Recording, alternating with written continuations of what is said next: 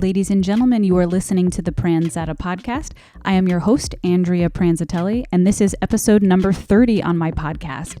For those of you who are new to this channel, I do a weekly podcast on YouTube. It's a video podcast.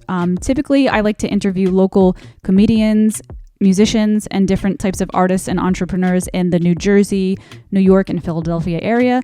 And I occasionally do solo podcasts like today, where I talk about topics that are on my mind that week, and I do a Q&A section at the end.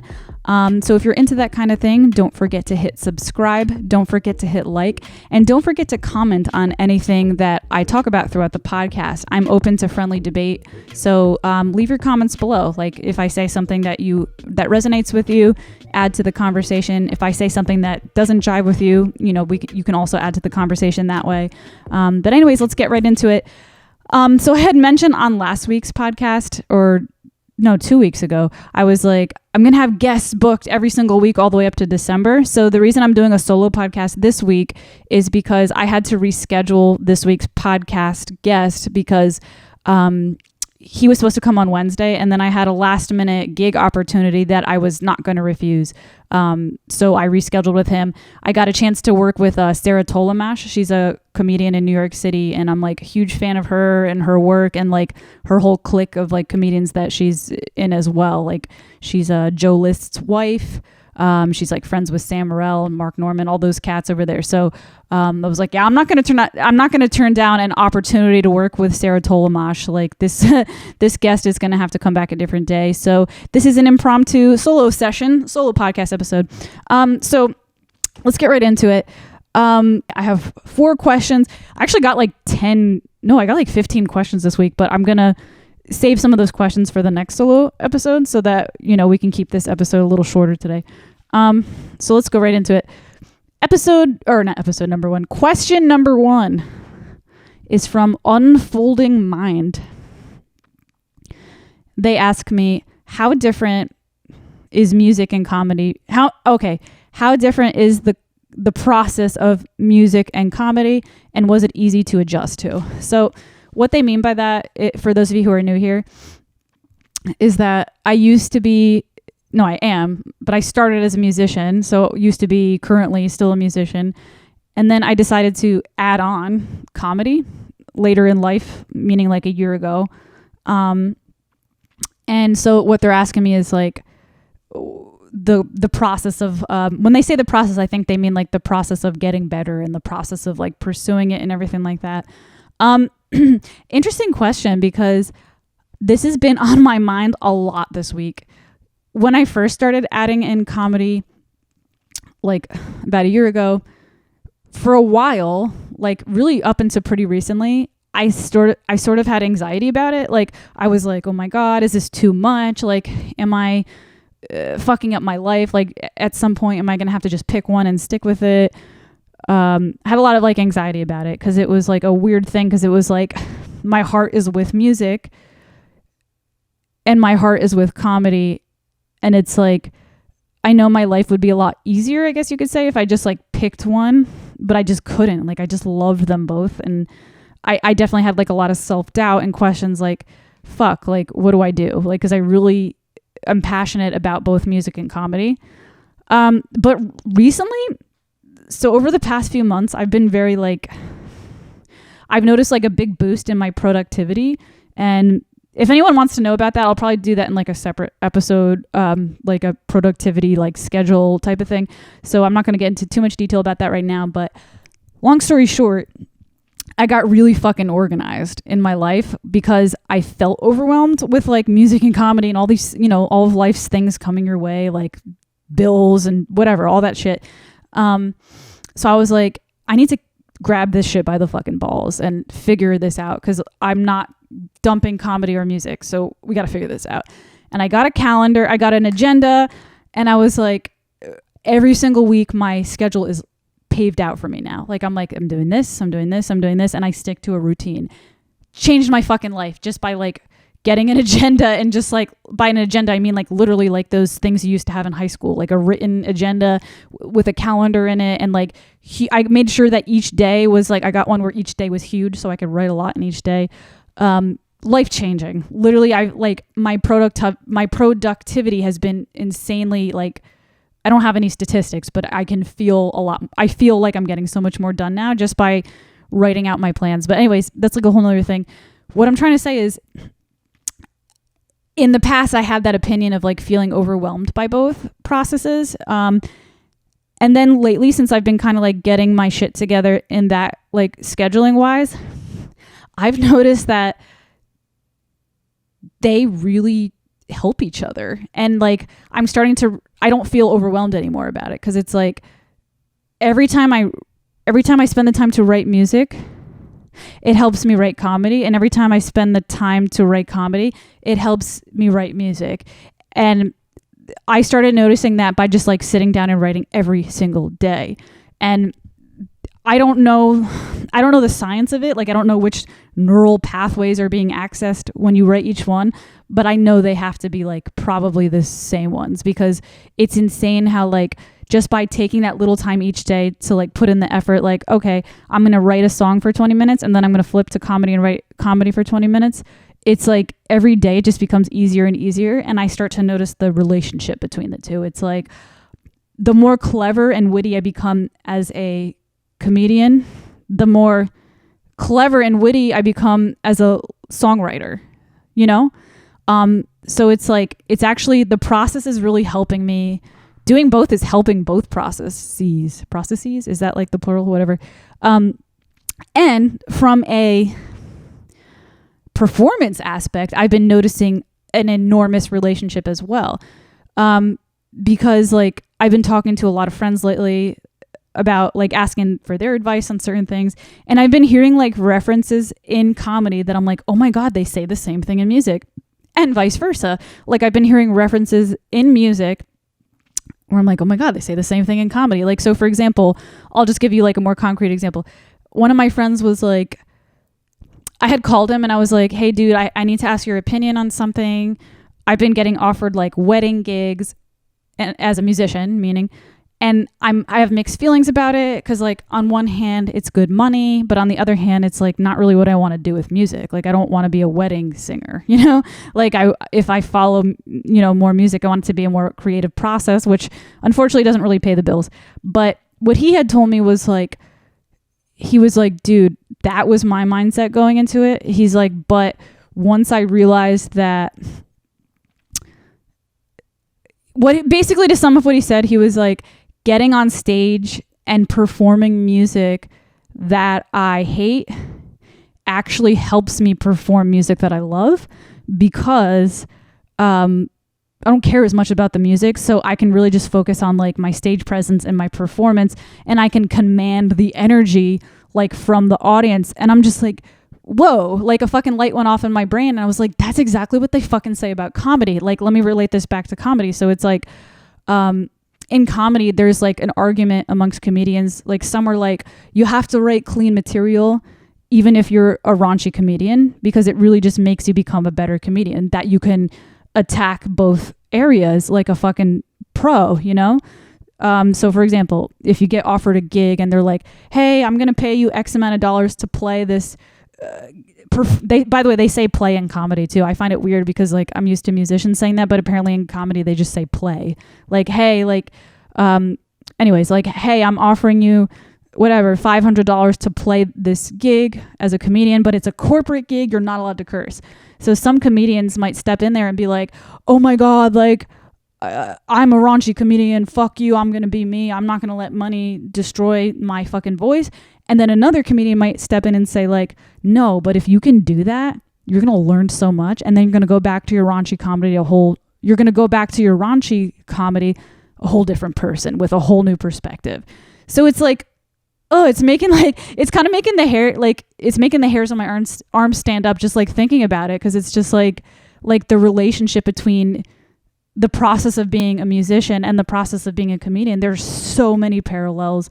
And, the more I dig into both, I'm so far less overwhelmed because I realize how similar they actually are in some weird way. It's like, I don't know, like the creative process, forcing yourself to sit down and write, like another relationship. Like I've heard both comedians and musicians say, write every day because you got to write some bullshit in order to get to the gold. Like I've heard, both artists, musicians and comedians say that.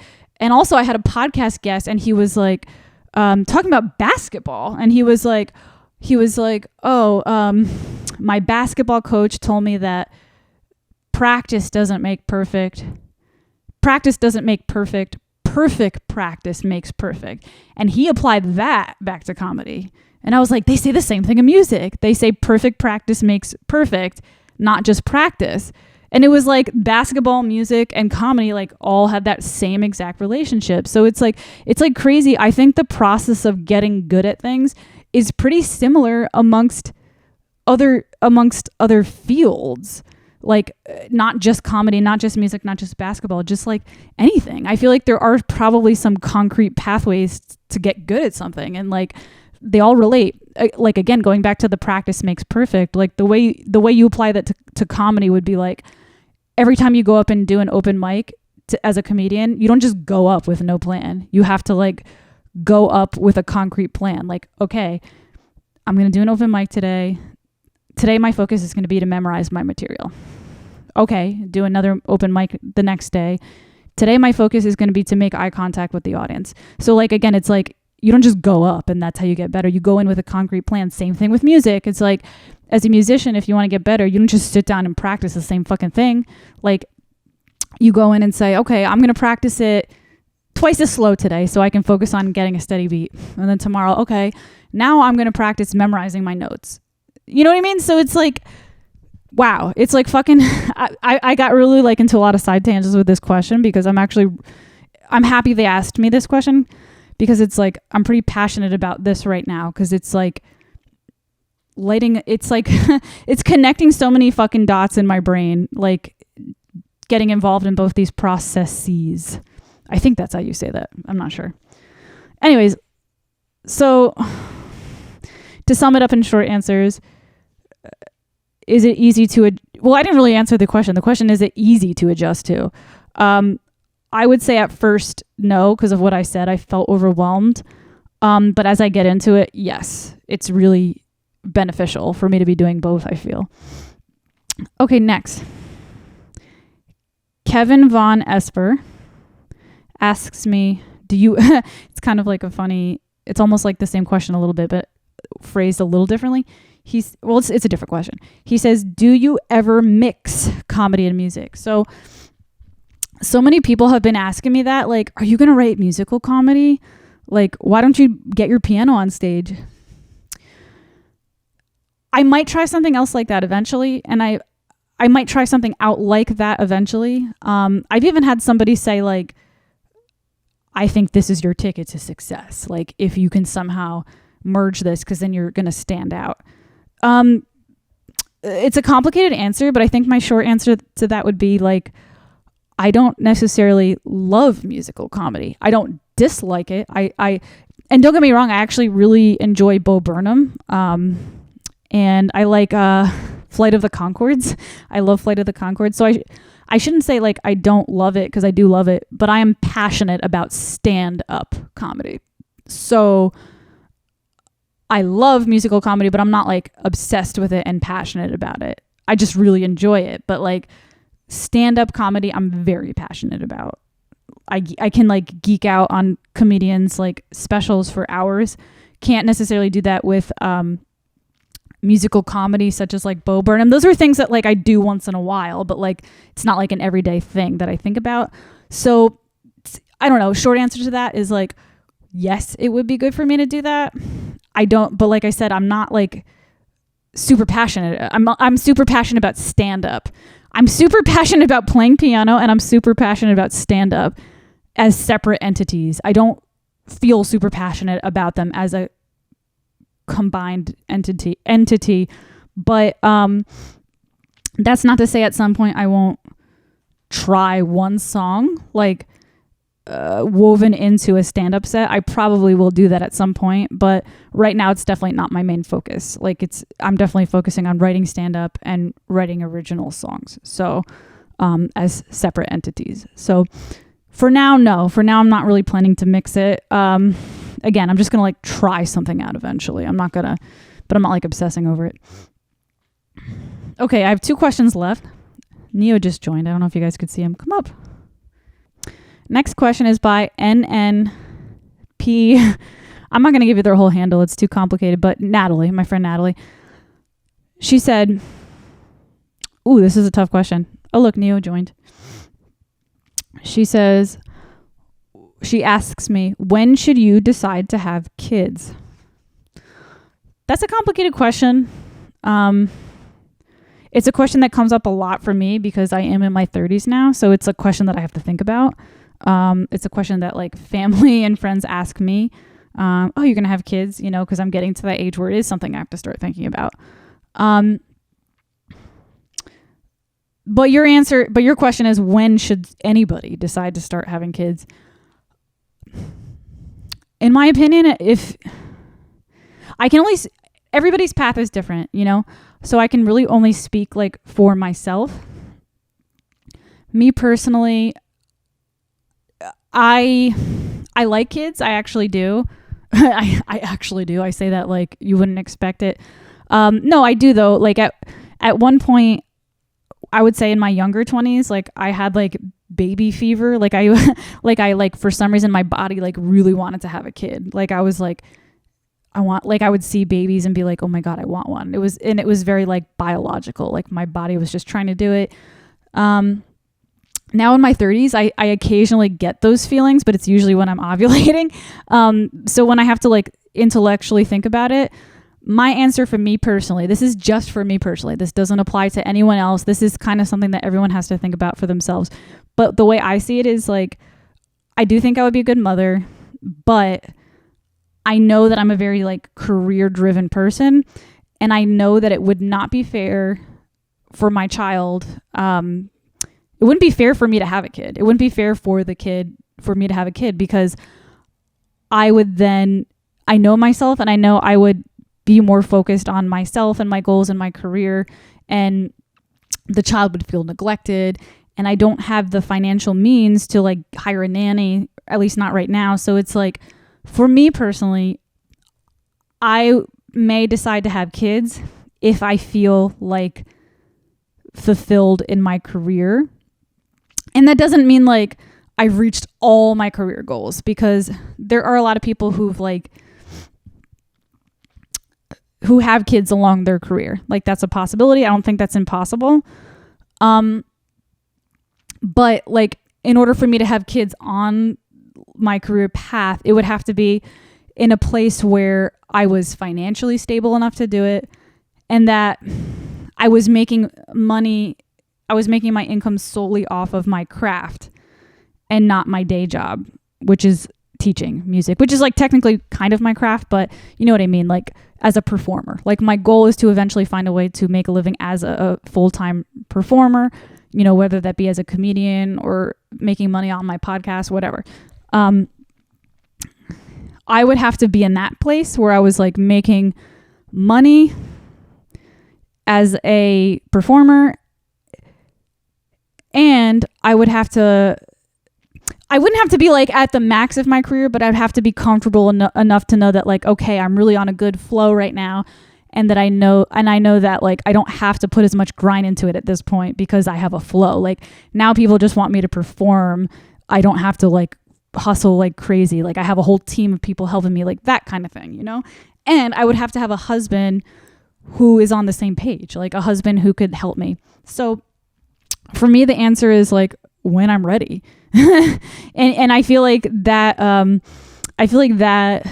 is going to be completely different for everybody. Everyone's going to be ready at different times. Like and then, you know, there's always the argument that like, you'll never be ready. If you want kids, you just have to have kids. You'll never be ready. But for me personally,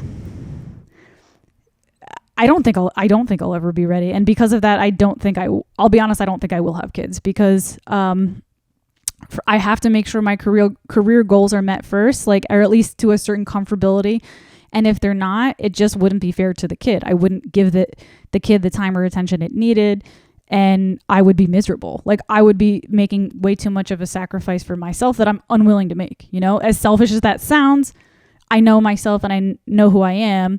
You know, people might argue like, you're selfish for thinking of yourself first and not having kids. But like, the way I see it is like, I would be selfish to have kids knowing I'm this way. That would be selfish, you know?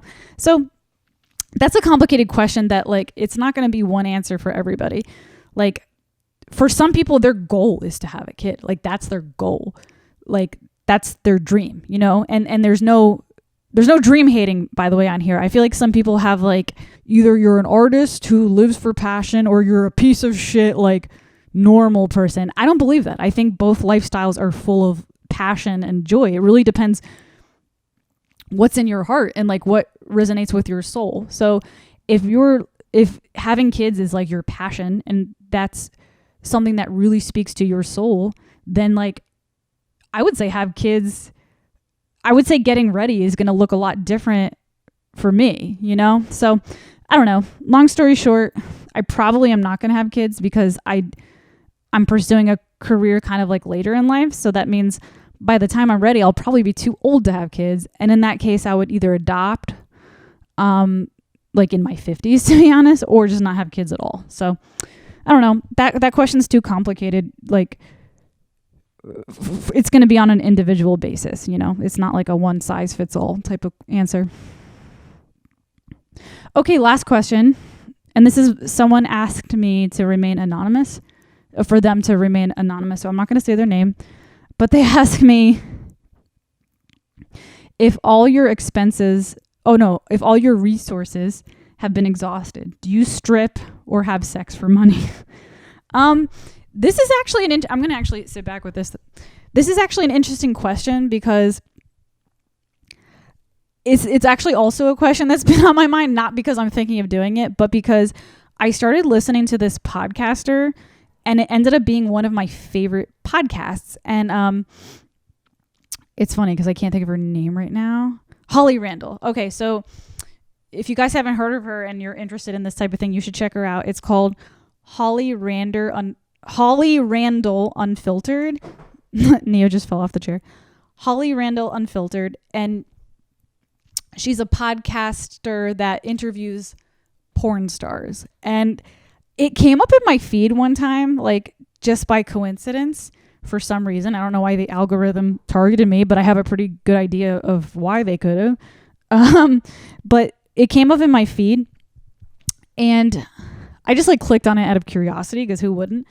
And it really took me by surprise, like how intelligent the guest was, like, which sounds fucked up. I'm like, oh, they're a porn star. They can't have a brain, you know? But I like really enjoyed the guest. Like, I was like, oh, wow. When she's not like doing porn, she's actually like really passionate and really well articulated. She had like a way better vocabulary than I do. And I was like, this is really weird. Like, I actually really enjoy this, you know? So I subscribed to it. And now it's actually one of my favorite podcasts to listen to. It's so fascinating to me to like hear what the porn stars have to say. And like, so I have to say, ever since I've been listening to this podcast, it has been changing my mind on how I view the sex industry.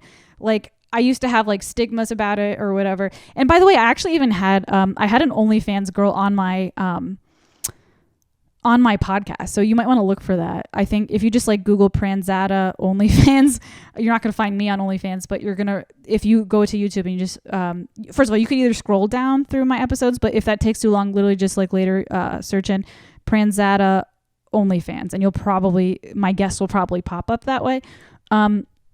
But anyways, like, I remember having like addressing some of my stigmas with her and trying to like talk to her about it. And then after, I still had some stigmas after talking to her about it, but after like listening to this Holly Randall Unfiltered podcast, my mind did start changing about the sex industry. And like, and my mind's, this might be like an interesting question for a guest, because I feel like it's one that I need to like I need like someone else to bounce ideas off of this for me. So comment in the comment section below if you have any ideas for me. But to me, it's like some of the arguments that these women would make on the podcast is like, there's a demand for sex on the internet and everybody's paying for it. I mean, not paying for it. Everybody's seeking it. So why do we have such an issue with it? And I was like, well, that's a really good fucking point. Like, we might have issues with like people in the sex industry as in they're like trash or scum, but then those like same people are watching porn. So it's like, okay, well, you're the one who's consuming this product. Like, so if you're the one who's consuming the product, who are you to say like these people are giving you a product that you want? Why are you shitting on them like as immoral human beings? If they weren't there, how would you get your rocks off? You know what I mean? So, like there are certain, and here's the thing, like every single industry has its like pros and cons. Like you can't have like a black and white statement about every single industry. Like, so for example, corporations, I can't sit here and say like all corporations are evil because I buy like, I consume products from a lot of corporations and I love the product. Like, it's like the same exact thing. Like, you have to look at it a little bit with a more gray perspective. It's like, okay, some corporations are evil, but not all of them. Some corporations treat their workers like shit and some corporations treat their workers very well.